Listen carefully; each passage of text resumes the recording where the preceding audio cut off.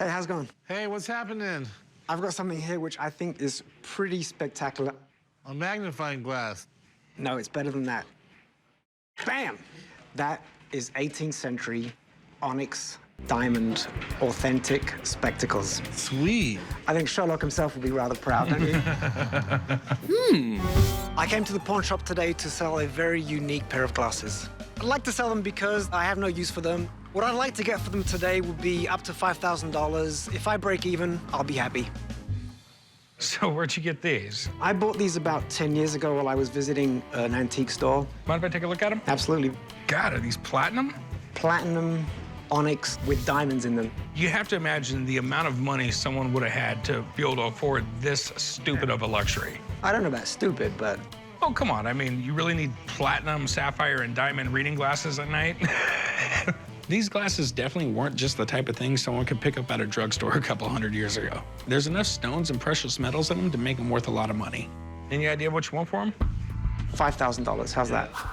If you broke it all apart, I could tell you exactly what the platinum's worth and what the diamonds are worth and what the sapphires are worth. Okay. But when you put them all together like this, it kind of puts you in a conundrum. You mind if I call my dad over here? He's just gonna give me a better idea of what they're worth. Okay, Let me go grab them real quick. I'll be right back. okay, thank you. I think there's definitely something here. But since I've never seen a pair before, it's worth asking for a second opinion. Hey, how's it going? You've been here before, haven't you? Yeah, I was with the pedal car, remember that one? The black and white. Oh, okay. Yeah, it was All good right. doing business with you. Okay. All right, what do we got here? These are 18th century spectacles. Okay. Old chap, you know what I mean? So what do you think about them, Rich? They're probably 1920s, the whole Art Deco style. This was what was popular during the time period. Spectacles were probably first invented in the 13th century. And by the 16th century, people were buying them and personalizing them, making them a fashion statement. What do you think they're worth as is? Generally, jewelry from this time period to this quality is worth a lot of money. Good. But technically, this isn't jewelry. Got probably 10 grams of platinum there and some very inexpensive stones. And you can't exactly wear these around your neck. So what do you think they're worth? $700 or $800. Seriously? Yeah.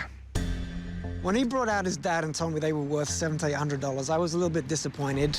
I honestly thought they were more valuable than that. I'm gonna disagree because I've seen similar ones online valued at $5,000 plus. Is that what they want for them, or is that what they're selling them for? Oh, that I don't know. Thanks. These things look really cool and Art Deco, but spectacles aren't used by a lot of people today, so they're basically worth the raw materials. How much were you looking to get? Give me $850, I'll leave a happy man. What do you think, Big Hoss? What did my dad say, 800? Yeah. I feel a lot better about these now that my dad looked them over, but I think he might have lowballed a little bit. $850, come on. It's a win-win situation, don't you think? I'll give you the 850. Good man. All right. Cheers. Thanks. You sure about that? Yeah, I'm sure. All right. I'll meet you down over here at the counter. All right, appreciate it. My dad knows a lot about diamonds and precious metals, but what he doesn't know is how hot vintage jewelry is right now. If I'm gonna prove I deserve a piece of this company, I'm willing to take risks like this to show I know what I'm doing, even if it does piss my dad off. How you doing? Doing all right. So what do we got? Man, I got a 1979 Gibson Thunderbird bass. Okay. Set it down on this for me. Yes, sir. Natural finish and supposedly one of just 21 they did in the year of 1979. Sweet. In Tennessee, we call it Thunder Chicken. I'm here at the pawn shop today to try and sell my 1979 Gibson Thunderbird bass. I got it about 8 years ago. I found an ad online. A little gentleman in a small town in Tennessee had it. Oh, I played it, and it is butter. For being played since 1979, it's in immaculate condition. Hopefully, I'd get $7,500 for it today. This is cool, but you kind of got me, man. I don't think I've ever seen one of these before. You know, Gibson's just one of those great American companies, though. I think they started in, the early 1900s. And, Right. They're still alive and kicking today. Right. I don't know that much about the Thunderbird model. This 79 natural finish, they only made 6, which would make it the rarest production run bass guitar Gibson's ever done. Okay. And there's nothing that sounds like a Gibson Thunderbird. The old humbuckers that are in them just have a tone that you can't duplicate in these new instruments, so. Do you mind if I... Go ahead. Okay. Knock yourself out. I mean, it looks like it's in great shape. There's not like really any buckle rash or anything on it. I mean, do you play it often or? Yeah, that's why when I heard the rarity of it, I decided I was going to try and get something else because I'm pretty hard on gear, and if it's really that rare, I don't want to beat it to death. Okay. How much are you looking to get for it? If I can get $7,500 for it, you know, get me another bass and buy me a bucket of fried chicken and put a down payment on the truck for my wife, that'd be all right, man. All right. Well, I'll tell you what, man. Let me give a buddy of mine a call. He's going to know way more about this thing than me. You got it. And we'll see if we can get you that chicken and that down payment, all right? You got I'll be it. right back. All right, man. I'd love to have an expert come in and check it out, because then I'd actually know and, you know what I got. Wow, look at this. Thunderbird. Yes, sir. I'm sort of in shock. I've never seen one in person, actually. It's kind of cool. The Thunderbird came out originally, I think, in 1963. They were trying to come out to compete with the Fender P bass and the Fender Jazz bass. And this has just got a legendary tone. It's a neck through, which means the neck and the body and middle here are all one piece. And then they glue the wings onto the side afterwards. So with this all being one piece that you lay the fretboard on, it's got a lot of resonance, really, really thumping low-end tone. These are really highly sought after by bass players. It's okay if I pick it up? Yes, sir. Thank you. Let's see. Oh, wow, not even too rashed out on the back. You took care of this. Original tuners? Yes, sir. Sweet. So if this is all natural in 1979, they did not make a lot of these at all. Yeah, this is a beauty. Give me an idea of what it's worth. These are very rare. I think Gibson in '79 did 20 or 21 basses. 6 of those were natural finishes. I think 3 of which currently have been destroyed or lost. To see this in front of me, it's kind of cool. It's almost like a unicorn. Okay, now you're scaring me. I like unicorn. That's good. Given the rarity of it, and this one's in all original condition, I'd say $9,000. Wow. All right. Well, Wolf, I appreciate you coming down. Hey, thanks for having me. Thank Awesome. you. Thank you, sir. Thank Good you. man. Nice meeting you. Yes, sir. Beautiful bass. Thank you. Well, my man, I'm going to tell you this, buddy. You are my favorite type of customer. I don't see any reason to negotiate with you. You came in, knew exactly what you had. I'll give you the $7,500 and a little bit of extra for that bucket of chicken, all right? That sounds good, man. Cool. Thank you, sir. Meet me over there. Yes, sir. I'm gonna take this $7,500, probably buy me another bass, maybe put a little down payment on a pickup truck from my wife. Maybe go get some fried chicken. So you guys look really comfortable. This sets a whole new precedent around here. Antoine is working harder than you guys. You know what? And I'm not even gonna get mad at you because you guys are gonna leave on a mission. I'm all about missions. What's up? You guys are driving up to Carson City, and there's a guy up there with a 1970 650 Tiger Triumph, okay? Oh, sweet. Wants 10 grand for it. I'm sure you can pick it up for right around 8 grand. As long as it runs good, I want it. So, you know what? You guys It's take not going to run good How do you know it's not gonna run good? because it's a Triumph. Don't Triumphs run better than Harleys? No. Yes. The only reason he likes Triumphs is because I like Harleys. No, I liked Triumphs before you were born. I just They're collect- backwards, dude. No, they're weird. just different than American bikes because the old Triumphs, Or backwards. yeah, they're backwards. So what's the problem? It's weird. Well, you just have to get used to doing it. They're lame. I'm giving you guys a break when I shouldn't be. So go to Carson City. Bring Antoine with you. If it runs good, just buy it for me, okay? Even Can I ride my Harley? I don't care what you ride. Just go up there and get me the motorcycle. Ready for a road trip, Big Hoss? I guess so. You want to ride bikes? I'm down. Okay, cool. Let's get out of here. All right. Hey, how's it going? Corey, the bikes are back in the warehouse. Let's check them out. We do motorcycle frames, we do gas tanks, we do oil tanks, we do handlebars. We got 5,000 different parts we make here in the U.S. So pretty much, yeah, if you're building a custom bike, you're gonna at least have a few parts from these guys on it. Well, the bikes are back here. Let me show you. We got a couple of nice ones. I think you're gonna really get excited. This is a 1970 Triumph. Oh, that's nice, man. I actually bought this bike in 1999 and sent it to my nephew, and he restored this bike in 3 years from a pallet of parts to exactly as you see it now. It's actually funny, man. I've never liked Triumphs, but this is kind of tickling me a little bit. I have a 1970 Triumph Trophy 650 for sale. It's fully restored. It's really a nice piece. You don't find them this way very often. I'd like to get $10,000 for that. You like this thing? Don't tell anybody. but yeah, it's actually really clean. Your nephew did a really good job. I mean, it's just like it left the factory floor, and it runs like a sewing machine. It's kind of a really fun bike to drive. Chum, you got to realize in the 60s and 70s, these things, hands down, were just a better machine than a Harley was. They were a lot faster. They were heads and tails above Harley in technology, but they've kind of gone in and out of business a bunch of times, right? Yeah, absolutely. I believe it was in the 70s. Didn't they run out of stock? I think you're right. Which is basically what made a lot of customers switch to Hondas.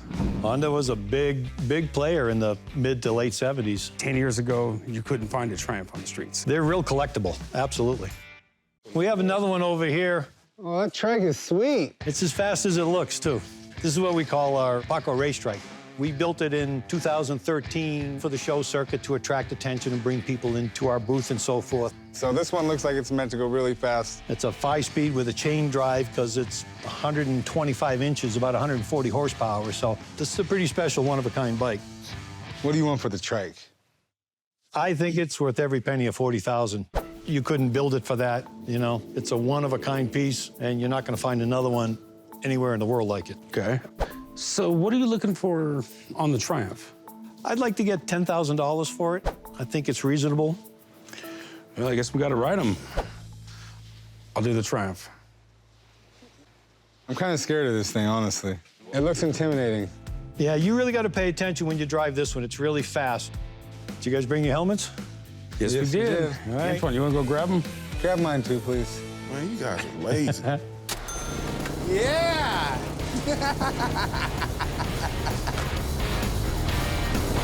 These bikes both run great, and I know my dad really wants to Triumph, but I'm not sure they meet my motorcycle standards. So it all depends if Steve wants to lay off the gas and lower the gap on this price. Left you in the dust, Big Hoss. This thing looks intimidating, and let me tell you what it is. But you feel like a badass driving this thing. Definitely got a style to it. What did you think about the Triumph? You know, I've never ridden a British bike before. It feels like I'm driving on the wrong side of the street. Well, I'm telling you right now, we gotta get this thing right here. We're gonna be dumb if we don't pull back up to the shop with this bad boy. This trike, we'd like to get $40,000. I'm really liking it. But that being said, I think we are going to end up passing on the trike. Seems like you guys just got a little bit too much money in it. And it's just going to be a hard sell at the shop. But what can we really do on the Triumph? We'd like to get $10,000. Would you take 6? No. I think it's a legit $10,000, $11,000 bike. I'll do 8. I can go to 7. You got to remember, I buy these to make money on them, too. Getting up into 8 and 9 grand, you know, there's not much there for me to make. 75. 7. That's the best I could do.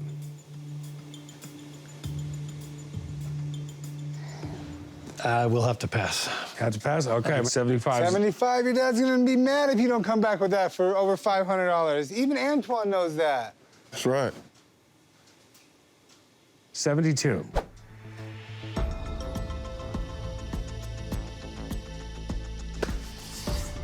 I think I'm going to hold at 75. Well, maybe next time, my man. I'll be around. Thank you, sir. Appreciate it. Hey, thanks for the ride, man. Oh, no, my pleasure. Back to the 2 wheels, I All guess. right. Corey, over $300, you guys are gonna be pissed. What's up, Pop? Yo, what's up? You guys get my motorcycle? No. What happened? Corey wouldn't buy it over $300. The guy was at $7,500 and Corey was stuck at $7,200. Wait. What did I tell you guys to do? Rick, I told him buy the bike, your dad's gonna be pissed at you. The bike was in perfect condition. You tattletales, man.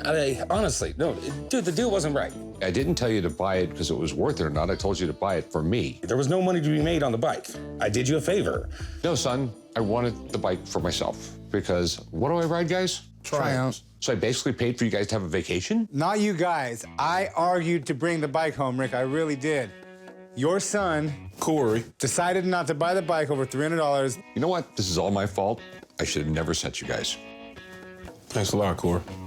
Rick, really, you can send me on another trip. I promise. Earlier, a customer came in with an antique firebox. Oddly enough, my dad is buying a fire truck, and I think this would be something pretty cool to get him.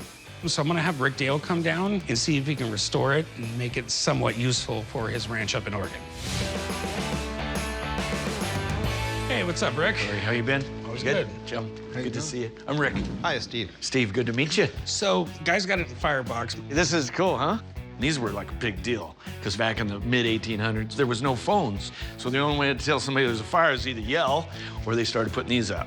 So back in the day when they were making them, Gamewell had like 95% of the market share, meaning they literally went to every city you possibly could. And they saved lives and buildings from fires. So that's what, so are you a fireman? I was, yeah, 27 years. Right on, thank you. Yeah, for sure. saving us all. Have you ever used one of these? No, actually, they were gone before I came in the fire course, service. right. There actually are still some cities Yeah, that still use them as a redundant backup system. So, is there a way you could turn this into an actual functioning fire alarm? Well, in order to get the thing working, I need telegraph line. There's no telegraph line. Right. So what you can do, though, is this. I mean, we've done these for all kinds of collectors, and what we do is we basically take it all apart, eliminate some of that telegraph system, rewire it, make it to where you push a button and the whistles, bells, and buzzers go off. Right here, sometimes they had lights. Right. They had a little round light, and the other thing we do is we put a bell on it. You know, Okay. a loud bell. What's $350 for it? Is it worth it? Yeah. The way it is, between 200 and 350 bucks, right in there. Okay. Looks like we might be calling you to fix this if we Yeah, get it. yeah, All right, man. I appreciate yeah. You got it. You got it. All Take right. care. Well, my man, I have to admit, you kind of have me over a barrel here because I don't really get too many opportunities to buy my dad something I know he's going to want. You wanted $350, I'll give you $350. Deal. Deal? Cool. All right. Jump right up. All right, I'll meet you at the front counter. All right, thanks. What do you buy a guy who owns a pawn shop and can get whatever he wants? An old rusty box full of broken wires. But once Rick Dale finishes shining it up, I'll send it up to the ranch so it's there to surprise him. And he's gonna love it. Monday morning, leave the pawn shop, 1,000 miles to Oregon. Perfect. Okay, cool. It's gonna be a ball. It's perfect. The fire alarm box should be in Oregon by now. Sweet, let's ride. What's this? A little gift.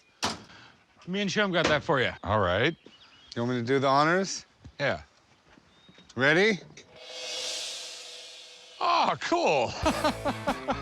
Check that out. It's an old 1930s firebox. To go with my fire truck. Yeah, looks pretty sweet, huh? I love those things. The seller brought it into the shop. When we got it, it was just a rust box. We had Rick Dale go over the entire thing. He repainted it all. He added the pole and the bell and this light. Opens up. Wow. Does it actually work? You can't actually get the fire department out here, It doesn't send the telegraph anymore. but we have a remote where you can set this on and off. Well, cool, guys. I appreciate it. Now I'm gonna get my fire truck. I'm gonna have the complete package. You're welcome, Rick. Thank you, guys. Can I have I a said hug? thank you. Sure. You can get a hug, Chum. No. Don't touch me. Okay, that's something you don't see every day. What in the world is this? This is a Kentucky Fried Chicken chandelier lamp. Tell me where you got this. My husband and I worked for Kentucky Fried Chicken in 1980. We had been in management training, and they called us up one day and said, you get to open up a store that they had just finished remodeling. As we walked into the store, this was sitting on the floor. I'm like, can I have that? And he said, yeah, go ahead, take it. We don't want it. So you just been rocking a KFC chandelier for 40 years. That's commitment. I'm looking to sell my KFC chandelier bucket lamp. The chandelier is probably 60 to 70 years old. The buckets are in perfect shape. Unfortunately, one of the insulators on one of the arms has broken. I think this chandelier is extremely unique. I'm really hoping to get $2,000 today for my chandelier. So in the earliest days, Colonel Sanders would make meals for truck drivers. He always wanted to do fried chicken, but it took too long to cook. So he actually was the guy that invented like the pressure cooker or deep fryer where he could actually cook fried chicken. It didn't take like over an hour to make anymore. And he would lease them out to gas stations and stuff like that. And that's where Kentucky Fried Chicken actually came from. I mean, the guy was a serial entrepreneur.